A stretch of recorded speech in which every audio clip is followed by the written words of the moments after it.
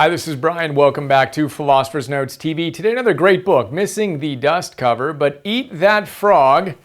Eat That Frog by Brian Tracy. Green cover must represent the frog, is my guess. Subtitle, 21 Great Ways to Stop Procrastinating and Get More Done in Less Time. If you haven't studied much Brian Tracy yet, you're in for a treat with this book. His books are packed with wisdom, great journal exercises, and questions to help you get more clarity on your big visions and dreams and practical ideas on how you can implement them. I joke in the note that the introduction to this book had enough big ideas for me to write this entire 6-page philosopher's note. I didn't do that, but I could have. He's just packed with quotable goodness. Let's take a look at 5 of my favorite ideas. We'll start with frogs. Eat a frog? What are you talking about, Brian? Tracy? Yeah, we want to eat a frog. So there's a story that if you need to eat a frog first thing in the morning, that's kind of a good thing because that's the worst thing you're likely to do all day long, and the rest of the day is going to be pretty easy. So the idea is identify the most important thing you can do in a given day and do that first. And the rest of your day is easy. Eat that frog. So the question for you is, what's the most important thing you can do today, if it's the end of the day, that you can do tomorrow? And you want to start your day with that question every day. What's the number one thing that if you did it, completed it, would have the most positive impact in your life, would create the most value in your life? What is that? Brian says, get in the habit, build the discipline. You're not going to be perfect at it in the beginning, but get in the habit of eating that frog first thing every morning, and you will create incredible momentum in your life. And anything other than that thing is a distraction. We've talked about that before. Rory Vaden, Procrastinate on Purpose. He says throughout the day, ask yourself, what's the number one most significant thing I can do right now? Do that. Anything else is a distraction. Right now, what's the number one most important thing you could be doing right now or when you finish this video? Do that. Anything else is a distraction. It's a huge idea. Eat that frog over and over and over again. So there you go. Frogs. Yummy. Second idea here, thank you, frogs, is to identify your goals. If you want to have more momentum in your life and reduce procrastination, in our last session on the procrastination equation, Piers Steele, one of the leading scientific researchers on procrastination, told us that the number one way to deal with your procrastination is to set goals. We had that equation, right? Expectancy times value over impulsiveness times delay. You got to get your expectancy up. You need to have a clear sense of a goal that you're excited about. And Brian's really good at helping us identify what goals matter to us. And then he has one of his great journal questions. This one helps us identify the number one goal that's most important to us. But it goes like this. Imagine, take out a blank sheet of paper, right? Number it 1, 2, all the way to 10. And I've done so many journal exercises based on Brian's stuff. Just awesome. But I want you to think about your top 10 goals of what you want to achieve in the next year. So say the next 12 or 16 months. When I did this exercise, it's now recording this in August 2015. So I was thinking about what I wanted to achieve by the end of 2016. What do I want to achieve? What 10 things? 1, 2, 3, 4, 5, 6, 7, 8, 9, 10. What are they? Think about it. Take the time. Press pause right now if you want to and actually do that exercise or do it afterwards, but do it. Prime your brain to think about what are the 10 things that I'd like to get done by the end of next year. It's a huge way to build your motivation and to reduce procrastination. So when you get that list of the top 10 things that you want to achieve that would fire you up, identify the number one goal. What's the number one goal that if you achieved that goal would have the most positive impact in your life? What is it? Over the next year, if you did one thing, if you achieved one thing, what would it be? For me, it's a certain number of notes. And the specific number is getting to 500 notes. I have 285 or something like that done now. So setting the goal of 500 notes by the end of 2016. Today,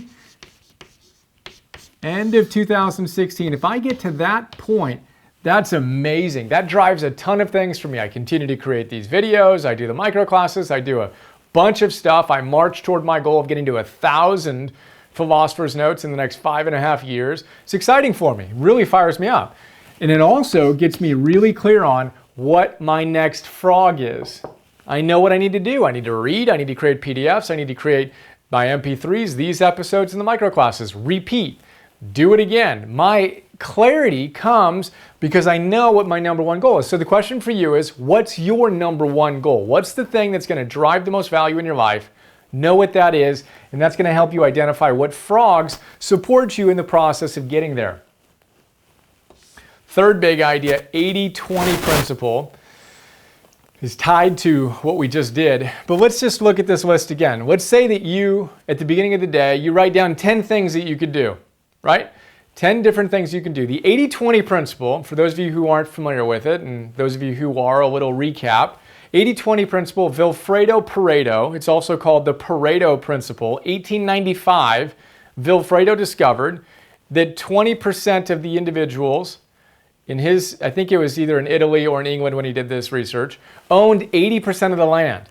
And he did the math and he saw that this accounted for a ton of different distributions. 20% of his pea pods accounted for 80% of the yield. 20% of what you do in a given day accounts for 80% of the value created in your life, the 80-20 principle would hold. There's other crazy things like you walk on 20% of your carpet 80% of the time. 20% of criminals commit 80% of crime. But 20% of beer drinkers drink 80% of beer. There's a ton of funny, whatever, little connections to 80-20 principle. But if you did this list with your goals, you wrote down 10 of them, 2 of them would probably account for 80% of possible benefits. And same with tasks. If you wrote down 10 things you could do today, 2 of them would probably account for 80% of your benefit. In the note, I talk about the fact that you can drill down on that and identify your number one thing, which is what we talked about in The One Thing by Gary Keller. He talked about the exact same thing, Pareto Principle. He said you need to go extreme. You need to know your 80-20 principle, that you keep on doing it and you get to the number one thing that you need to do right now. Guess what that is? That's your frog. We want to continue to whittle away at the trivial many, Vilfredo Pareto said, to find the significant few, and then to find the most important one thing that needs to get done. That's our third big idea. The fourth one is oil barrels. So Brian tells a story about once he was traveling across the Sahara Desert. Here he is. And he says there was 500 miles of desert in front of him. All looked exactly the same. He said it was like a yellow, flat, huge parking lot with nothing. Not a blade of grass, not even a fly. No food, no water, nothing for 500 miles. And he crossed this, right? He said, well, how'd they do it? This was in Algeria. He said what they did was they created the French created these oil barrels, 50 gallon or something like that, oil barrels, black oil barrels, here, and then every 5 kilometers, they'd put these huge barrels. And so what would happen is you can go on this desolate land and you'd walk, and at any given point, you'd be able to see 2 barrels. The one that you came from and this one, 5 kilometers away, which happened to be basically horizon to a horizon. So once you got to this barrel, you'd then see another barrel way over here, right? And you'd keep on doing that 500 miles at a time. And all he had to do was get to the next barrel. Get to the next barrel. This is what we talk about all the time with dominoes. In the last episode, we talked about it as island hopping. The Polynesian explorers colonized all the different islands in the Pacific by doing the exact same thing. They were on an island. They didn't have oil barrels, but there they are on an island. And they saw another island way out here. They got to that one, then they saw another island. What we want to do is break our huge goals down into little increments. And then we want to hit it. Then we got to know that the next goal is going to open up. You can hit that. The next goal is going to open up. Incremental improvement is where it's at. We don't want to overwhelm ourselves thinking we need to get to the end of the desert in one big step. It's not going to happen. If you think that, you're going to procrastinate. But if you can break it down into tiny little steps and micro goals, you can do amazing things. So think oil barrels, island hopping, dominoes, etc. Fifth big idea is a practical time management idea that Brian comes back to in his books again and again and again. Single-handling stuff. And we talked about this in the last episode on procrastination as well. Piers Steele tells us that we waste a ton of time distracting ourselves. If you remember in that episode, we talked about impulsiveness, that impulsiveness is the greatest threat to our productivity, being distracted. And he said if you simply just take off your email notifications, you'd increase your productivity by 10%, which would boost your productivity in the course of a year. You'd basically add an additional month of productivity. That's crazy. 10% gain in productivity equals a month of more productive time over the course of a year. What? Crazy, right? So we want to single-handle things. When you start something, finish it. You start something, you finish it. You start something, you finish it. You don't start something, check your email or your social feed, and then come back to it.